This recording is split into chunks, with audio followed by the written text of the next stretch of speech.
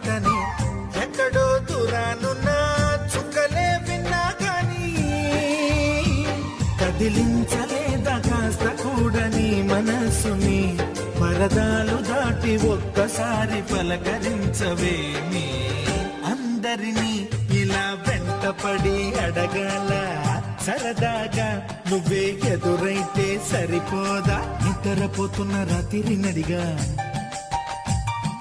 గుటికి చేరిన గువ్వల నడిగా